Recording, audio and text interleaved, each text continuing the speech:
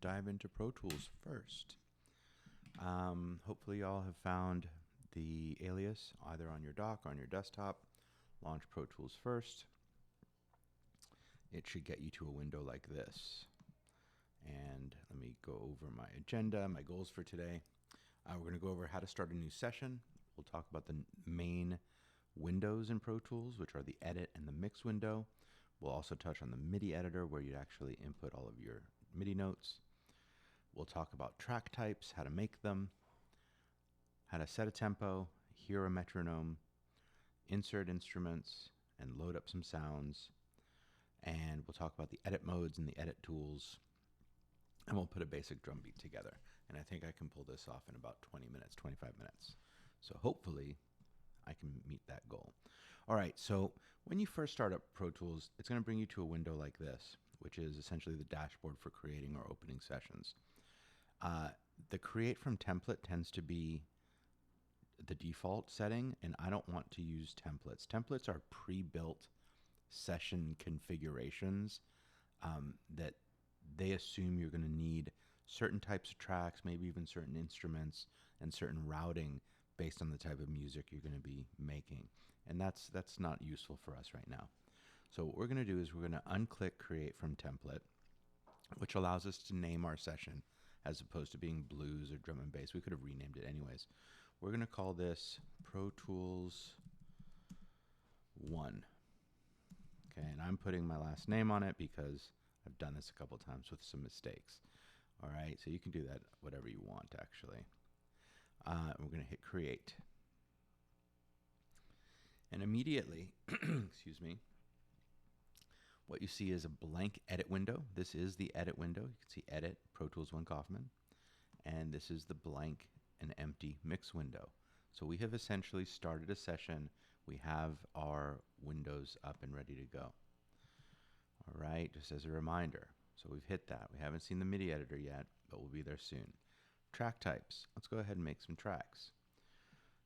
You come up, in order to make tracks, because we have none, this is a totally blank canvas. We come up to track in our toolbar. So this is all called the toolbar, where your drop-down menus are. And we're going to go ahead and choose new. And you can put in a number here. You can make 5 tracks at once, or none, I guess, or 1. You can choose mono or stereo. We're going to stick with mono for the moment. The types, you can choose audio, aux input, master fader, MIDI track, or instrument track. For the most part, we're going to be using instrument tracks, some audio tracks, and I do want you always to create a master fader, so we're going to talk about that in a second. So we're going to choose instrument track because the instrument tracks are the ones that you'll use when you want to use, put in MIDI notes like piano or drums or synthesizers or strings. We can name it over here on the right. Let's go ahead and name that drums. All MIDI tracks, all instrument tracks are in ticks. We can talk about that later, but you don't need to change anything for that. We're also, so we're going to hit this plus sign because I would also like to make another type of track at the same time. And that one we are going to make stereo. We're going to change audio track to master fader, and we're going to make a master fader. All right, so what we're going to see is 2 tracks pop up when we hit create. These are small, okay? So they're small for some reason based on something I did earlier. If yours come up small like this, where you see this little piano roll, you can always click in there and make them medium or whatever size you'd like. I tend to work in medium until I fill everything up. If I'm doing some precise editing of audio, I might even make it bigger. You can make it jumbo, you can make it whatever. So now we have some tracks. I'm not going to go over everything on this right now, but I do want to show you that if you go to the mix window, which again, you can get between the windows by clicking on window in your toolbar and choosing edit or mix, or you can get to learn the quick key, which I highly recommend, which is command and the plus sign or equal sign if you're on a Mac, control, equal sign if you're on a PC. And just so you know, yes, we're going to learn everything about what we're seeing here. But the master fader, and the one thing I want you to take away from it right now, is the master fader is also called the summing bus. And what that means is when you see lights bouncing up in here, and volume essentially, the master fader is representative of all of your tracks added together, all of their volumes added together. The sum of all of the volumes go through the master fader.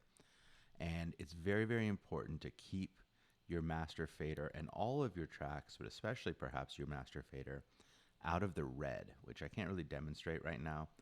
All I want you to know, master fader is the sum of all the volumes, and make one every time you create a session, okay? So we've made some tracks, we've made an instrument track, we've made a master fader. Let's make a metronome and set our tempo. So in order to have a metronome, you actually have to create a track in Pro Tools. So we're going to go back up to track, and we're going to create a click track. The click track is the metronome. So if we hit play now, either in our transport or using the space bar, we should hear that click. 1, 2, 3, 4. 1, 2, 3, 4. And notice that one of those is higher pitched. That is always beat 1 of a measure.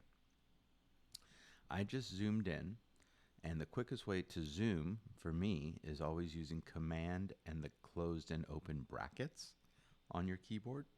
That is the quick key for that. You can always use this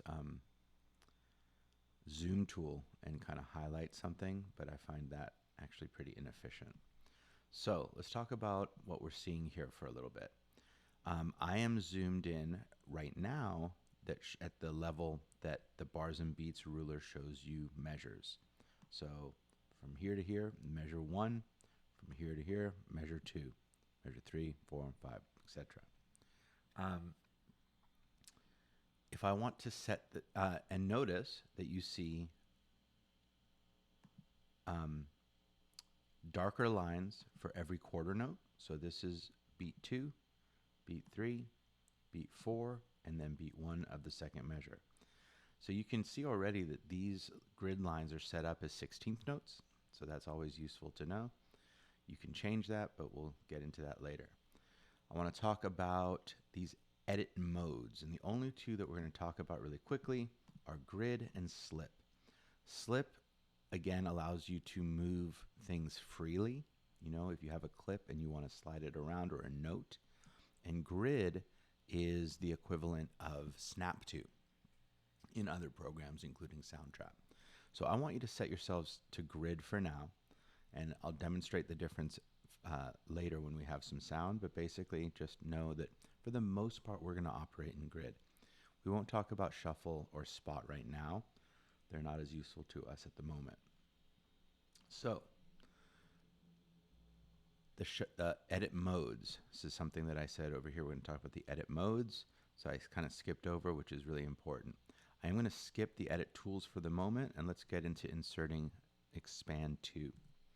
All right, so you should all see this middle column, the inserts. If for some reason you don't, you can always come over to this white triangle and kind of customize what you do see. There are many more things that we can see, but for now, what I'd like you to be able to see are your inserts and the I/O. These inserts A through E, so you have 5 slots here, A, B, C, D, and E. On slot A, I'd like you to click, and you'll see plugin. And as you kind of move around or move over, you'll see some categories. EQ, dynamics, reverb, delay, those are all effects that we'll get into another time. But if you go to instrument, you should see, I guess you see the click. You probably don't see waves rewire. I think I had some plugins in there at some point that it scanned. But you should see expand to. So I want everyone to choose the instrument expand to. So once again, you're clicking in slot A of the insert. So insert A, and you're coming over and choosing expand to. And here we go. We have this instrument in front of us. It is, I like to call it the Swiss Army knife. It's got every type of sound that you need, and they give it to us because you can pretty much do anything you want to do with this one instrument. The MIDI editor, how do we insert some notes? All right, so if you see down here on the left-hand side of your edit window, bottom left-hand side, you see the MIDI editor and an arrow up. If you click on that arrow, it opens up the MIDI editor for this track, okay? So for me, and if I click on these notes, hopefully you hear this. I'd be pretty upset because it's actually the second time I'm doing this video because of it. You can hear the sound that is loaded up into the instrument. Because these lines are all very thin, I would like to zoom in a little bit, and you can do that in this little corner here.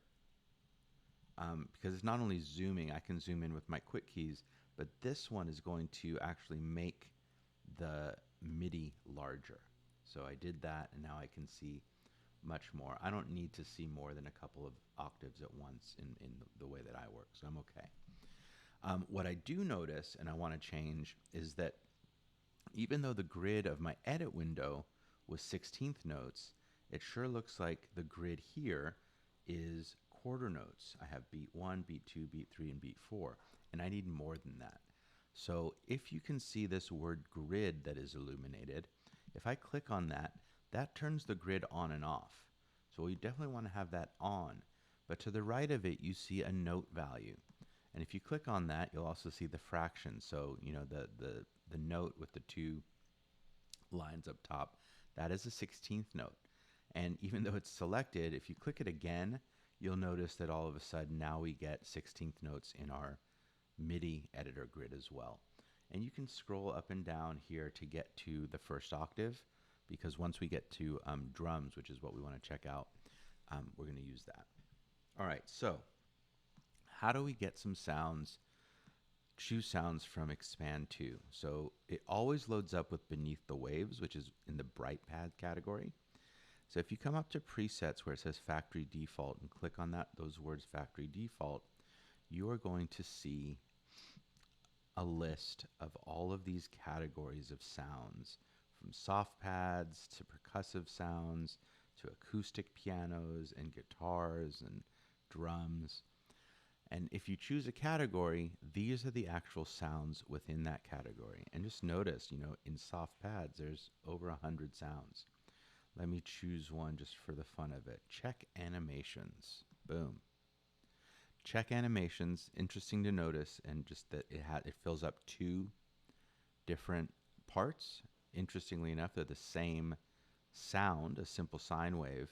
My assumption is that they're doing something different, but let's play it. Pretty simple sound, actually. Let's choose something else.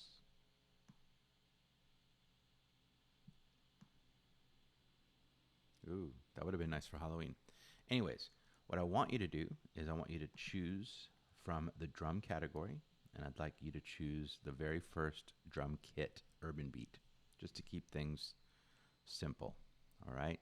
So now that I've loaded up that drum set, you'll notice that all four of these parts got filled up, and that's not so important now, except to know that your drum set is essentially spread out across these four parts.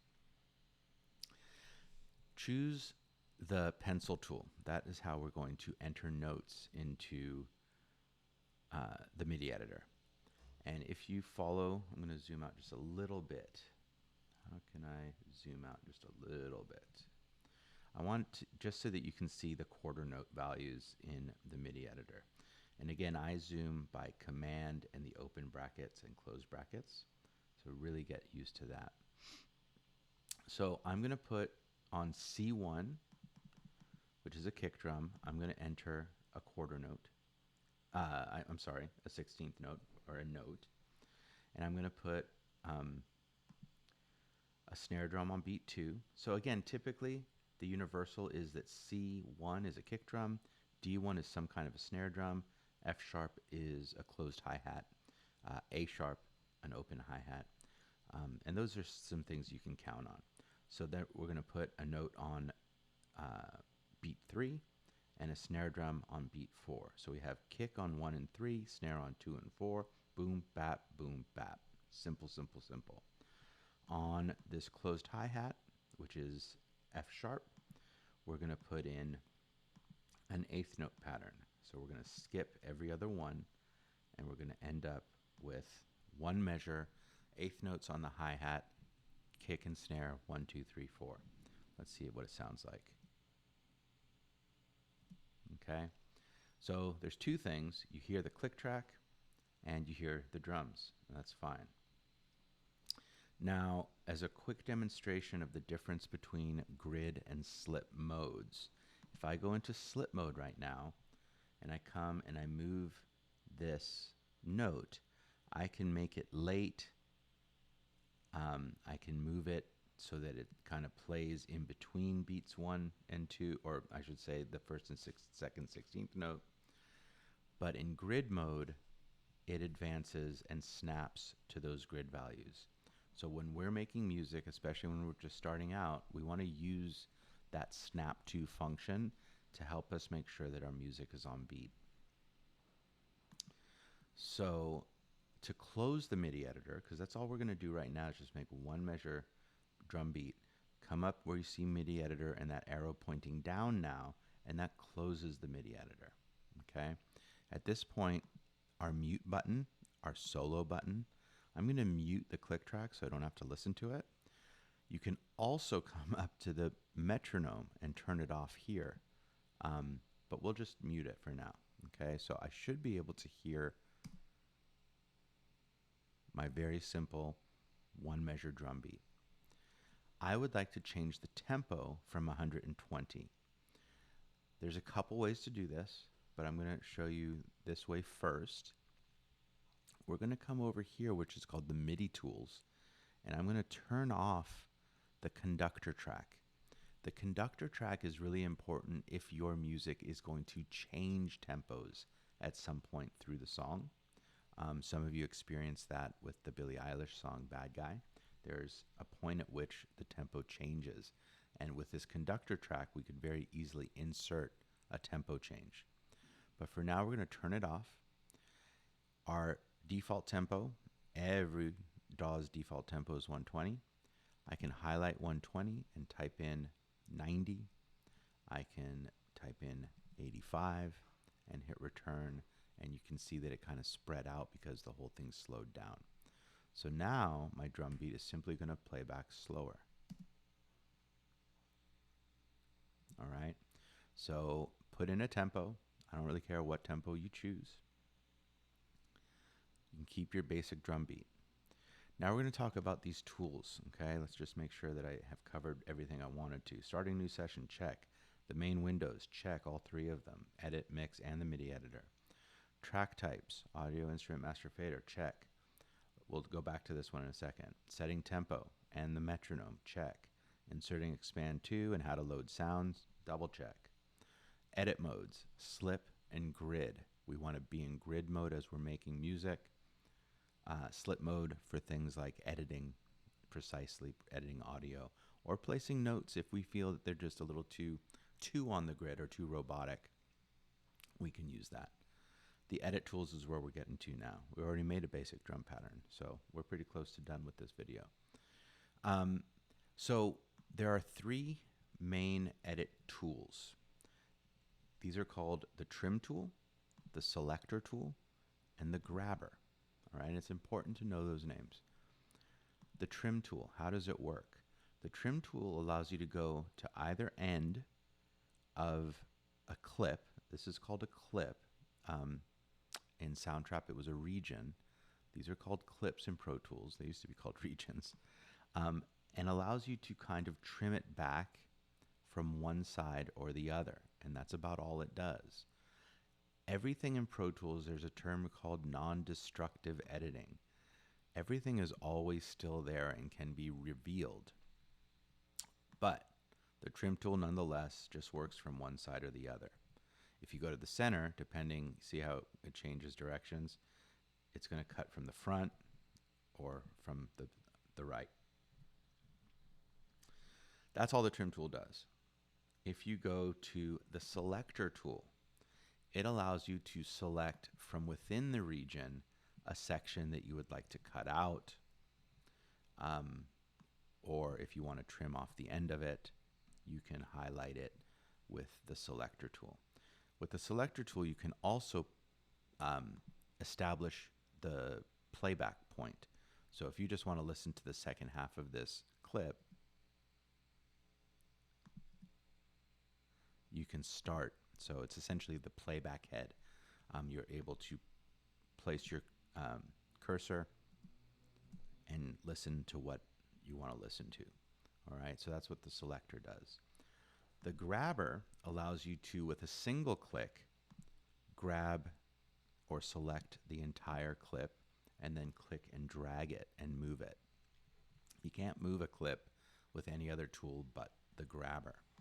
You can, with the Selector, double click. You can double click and highlight a clip, but you can't move it in any way. So you have to have the grabber in order to move something. Now, all this is interesting, maybe not that complicated, but really the most important thing is that we learn how to use what's called the Smart tool. And you can see as I'm hovering over this little frame here. If you click on that, that highlights all three of these tools. And for the most part, I rarely ever use these tools individually as opposed to using them when they're highlighted all together as the Smart tool. And I'll explain how you do that. And it's really important that you try to master this. If you want to use the Trim tool, you come over to the left or the right-hand side, and it turns into that tool. Okay, your cursor. If you go to the center, you're going to have a choice between the Selector and the grabber. Now, just imagine the middle of this clip, and we'll call it the equator. Below the equator, your cursor turns into the grabber tool. Above the equator, it's the Selector. So if you want to select something, go ahead. And if you want to grab the whole clip, just go down below, and you can do it that way. Okay. Now, immediately, there's plenty of reasons to select an entire clip and not try to highlight it. For example, I just highlighted some silence there that I don't want. But if I highlight the whole clip and I go to Edit and Duplicate or Command D, it's going to duplicate the perfect one measure and immediately set it up to play starting at beat 1 of measure 2. So now I have 2 measures of drums. I'd like you to have 2 measures of drums. So go ahead and highlight your first measure. Highlight it. If you're on a Mac, Command D or Control D on a PC. Now you have 2 measures, very simple drum beat, playing back at 85 BPM. All right, so one more moment on the master fader track, which I like to always see on the far right. And notice that when you highlight a track, if you double click, you can rename it, but you can highlight it and move it in order so you can organize your session that way. Personally, I do like having my click all the way to the left. I will always want to see a click track in your sessions. I won't get into instrument order, that's not important right now. But the master fader again. So when this is playing back, we see these lines, these lights that represent volume. So as I bring up the volume of the drum track, you're going to see that that's also represented in the master fader. And if it were getting any louder than this, you're going to see the master fader go into the red and hear a little distortion. And typically it's not nice. It's not a good distortion. So the goal is always to keep your master fader out of the red, but because it is the sum of all of your sounds, you need to be very careful that you aren't overloading it as you build your tracks. We will get into that much more as we actually build out tracks. But for now, just keep it solid, know what it does, We have started a new session. We went over the three main windows, especially edit and mix. We have not touched on all of the buttons or anything, but we did talk about the edit modes, slip and grid. We talked about the edit tools, the trim tool, the selector tool, the grabber, the pencil tool we kind of touched on in terms of putting in notes. We were able to change our tempo by turning off the conductor track and simply inserting a tempo in the MIDI tools window. We created a click track. We created instrument track and master fader. We did not create audio tracks, but we'll get to that eventually. And we put in a basic drum pattern, which we then duplicated so that it was 2 measures long. Last thing we're going to do, because you are going to submit something, we're going to highlight both of these clips. So you do that by using your grabber. Grab the first one, hit your shift key on your QWERTY keyboard, and hit the other one. Now you have a perfect 2-measure selection. We're going to go up to File and Export. If you are not in Pro Tools First, this is, you'd be looking for Bounce to. Bounce to disk is what you would choose. But in Pro Tools First, they call it Export. We're going to export an audio mix. We are going to, our mixdown source is fine, it's our outputs. We're going to change the WAV file type to MP3 so it is a smaller file. Interleaved is critical. We want it to be in stereo, so we want to leave it as interleaved. We don't want mono summed or multiple mono, interleaved. Let's leave it at 48K. Won't get into why. And you have a name for this now that when you bounce it or when you export it, the file name will be what you see here. So Pro Tools 1 with your last name. I hit export. This is MP3 metadata. You can put in an artist name, an album, whatever. You don't need to, and hit OK. And it has processed that 6-second loop. Your bounced files, these files that you just created, that you exported, live, if you're on a Mac, and I'm pretty sure probably on a PC as well, in your Documents folder. This is also very different than how Pro Tools operates. But in your Documents folder, you'll see a Pro Tools folder that you can then open up, and you see a Bounced Files folder. And there is Pro Tools 1, this is garbage from a previous attempt, Pro Tools 1-Kaufman.mp3. This is what you're going to submit to your Canvas assignment, okay? So go over to Canvas, hit Submit, navigate your computer to your Pro Tools folder, find the Bounce Files folder, and submit this 2-measure drum beat, okay? Hopefully that works, and hopefully we get it done.